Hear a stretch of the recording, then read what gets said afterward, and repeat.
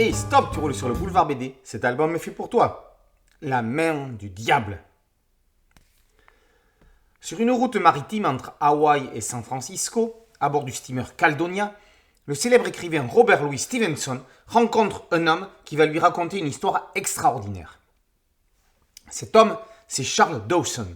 Il habite à Honolulu. Dawson a lu L'île au trésor et Dr. Jekyll et Mr. Hyde. Il sait que Stevenson adore les étranges histoires. Peut-être que celle qu'il a vécue intéresserait l'écrivain. Dawson la lui racontera, mais quand elle sera terminée. Tout a commencé 1 an auparavant.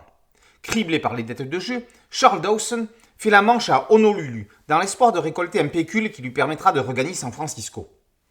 Pour l'instant, il en est, en tout et pour tout, à 49 $. C'est alors que, l'apercevant dans la rue, le riche propriétaire d'une luxueuse villa l'invite à visiter les lieux et lui propose de lui vendre la main du diable pour les 49 $ qu'il a en poche. Cet objet a la forme d'une main avec une mitaine et il permet d'exaucer tous les vœux. Santé, fortune, amour. Que demander de plus ? De grands hommes l'ont possédé. James Cook, Napoléon. Alors, pourquoi chacun s'en est-il séparé ? Pourquoi cet homme veut la vendre ? Tout simplement parce que si l'on meurt en sa possession, Satan vous rappelle à lui en son royaume. La seule condition est de la vendre moins cher que le prix auquel on l'a acheté. Dawson doute de l'efficacité de l'objet.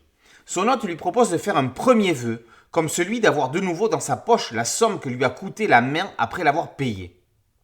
Elle y est. L'ancien clochard repart donc avec l'objet et commence une vie de patachon, entouré de luxe et de femmes. Après quelque temps, ayant amassé des sommes considérables, il décide de s'en séparer.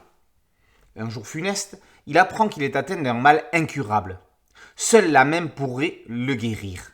Il va falloir la retrouver et pouvoir la racheter. Au-delà d'une simple malédiction, la main du diable questionne sur le sens de la vie. Le scénario de Rodolphe s'inspire d'une nouvelle de Stevenson, The Bottle Imp, le diable dans la bouteille. Il met l'auteur en abîme, montrant comment il aurait pu créer son histoire. Au dessin, ça faisait longtemps qu'on n'avait pas vu de Griffo à ce niveau. Qu'est-ce que ça fait plaisir de retrouver le dessinateur de Giacomo C en grande forme. La main du diable, par Rodolphe et Griffo, et par édition Hanspach. Boulevard BDSM, podcast audio et un site dédié et une chaîne YouTube. Merci de liker, de partager et de vous abonner. A très bientôt sur Boulevard BD. Ciao.